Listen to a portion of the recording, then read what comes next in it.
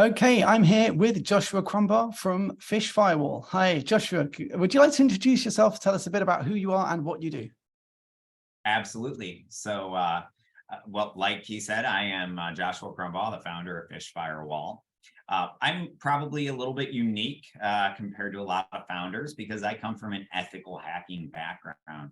Spent the better part of 2 decades breaking into some of the world's most secure facilities. And while it was a blast and just an incredibly fun job, it really did shine a massive element on or massive light on the biggest problem in cybersecurity, which is the human element.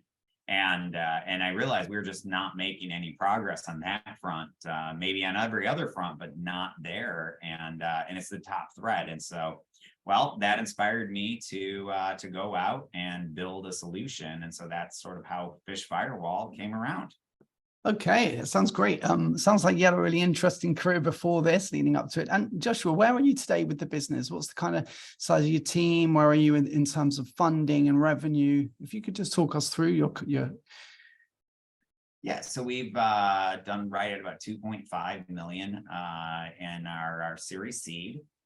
We are starting a Series A next week. And our team is 10 strong, and I've just got an amazing team, really knocking it out of the park for me. Awesome. Okay, well that sounds great. So initially you bootstrapped, is that right? And you also started from a consulting kind of business and pivoted towards SaaS. Can you talk us through that transition? Yeah, so we knew we didn't have all the answers, and initially we didn't want to go out and get traditional funding, and so me and my co-founder, we just started a consulting practice. We're really good at cybersecurity, so we would go out and help companies with mostly harden their networks to make sure that another incident would never happen again. Because too often we're not brought in preemptively, we're brought in after the fact.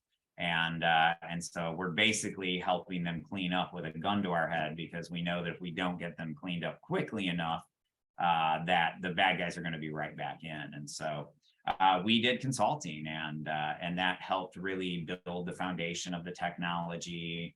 It gave us the time to create a bunch of content, and a million other things, learn what our buyer personas were, learn a little bit about how to drive a sustainable, reliable pipeline, which changes so quickly that I don't know that little bit of learning actually helped us. But nevertheless, it helped us grow it. And so in 2021, we realized that because of the consulting, we had a little bit of an identity crisis, and people didn't, they looked at us as a consulting company, not a tech company. And so in 2021 rather, we decided to get out of consulting and pursue our SaaS product fully. That's PhishFirewall. And yeah, so the first year we largely worked on getting that funding, closed the first half of our round the end of 2021. And then from there, it was sort of off to the races. In 2021, we spent most of our year sort of getting rid of those technology gaps and landing a few key, flagship clients, if you will, that we could use their logos. And then, now we're sort of about to start our Series A. So it's been a fun and exciting couple of years. Probably the most stressful couple of years of my life. But hey, I did this because I wanted a challenge, not because I thought it'd be easy. Great. Okay. Well, it sounds like a great start. Interesting journey so far. And what's been your experience with funding? What have you learned from your your early seed stage funding, and also thinking forward towards your Series A now? Well, for seed stage, it's all about relationships. So, it's really about getting out there, meeting, angels or even, the seed stage VCs, but you have to build those relationships, because at that stage, they're not investing in the business idea as much as they're investing in the owner, and the founders and their team and the people that they put together. So you need a team, and that team should include a board of directors with some people that have some exits. That's going to help give them a lot more I guess, a lot more faith that that you're going to have the right guidance. But just remember, they're investing in your team at that point. Down the road, they're investing a lot more in your numbers, but they're investing in your team.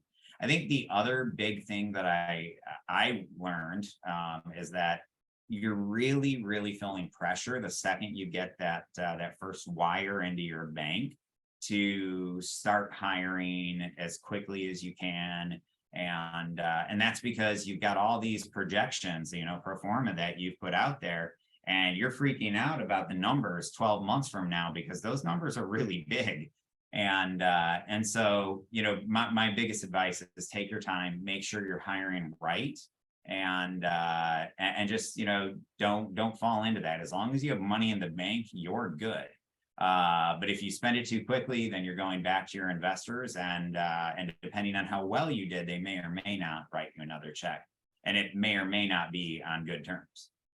And so, Joshua, did you feel the pressure from investors to use that money and grow quickly, like the rate at which you need to do it? Or do you just feel that pressure kind of like within your own business yourself to show progress? I think it's just the founder spirit, right? You're gonna put more pressure on yourself than anyone else will.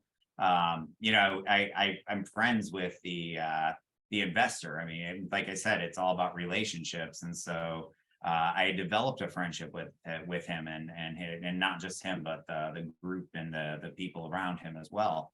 And so I didn't want to let them down, and so it was that, but it was also about we have this pro forma that says we're going to hit these numbers by this timeline. And you're just looking at it, and 3 months out, you've got numbers that you haven't even come close to being able to hit yet. And so there's a lot of pressure, and I think it's natural for anyone to feel that that urgency. And while there is some, I think it's you have time, because you just got to check, and don't waste the money, which is wasting your time, if that makes any sense. Yeah, I guess that pressure you feel on yourself makes you want to move fast, and then with the pressure of moving fast, it kind of increases the likelihood of making a mistake or a wrong decision, for instance. I mean, I certainly made a few that I had to correct, but I mean, I think everyone does, everyone will, but I feel like if I had just gone a little slower, that I would have made a couple less mistakes. Yeah. Okay. Well, that's a good takeaway. And obviously that's something you going into your Series A, that's stakes get a little bit higher, the decisions have a bit more impact. So you got that frame of mind going in there. What are the biggest challenges that you're facing in the business currently? What do you struggle with most of all at the moment? I think the struggle that I have is the same struggle any SaaS founder has. It's all about sales. And a lot of SaaS founders tend to be a little bit more technically minded. And so the problem becomes is that you want to focus on the technology, but at least my experience is that you don't have time to focus on the technology. You need to trust other people to do that for you. And because your job is sales, even though you have a sales team, you're ultimately the person closing almost everything pre-Series A. And even most of my friends who are at that Series A and even the Series B level, they're still doing a ton of closing if they're still in the captain's chair, if you will.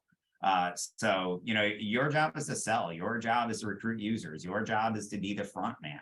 Your job is to make decisions. But it's all too easy for technical people to get in the weeds and do the technical, but that's not the best use of your time. Yeah, I see. And how about building and sustaining an effective team? It sounds like you've got a really great team with you now, but I know that's a lot of effort and a long journey to build a team that's effective and that has a good spirit. How's that been for you in the last couple of years? Well, I'd say it's. I certainly haven't got hit home runs every time at bat by any means. But what I will say is that the number one lesson I learned is hire slow, fire quick.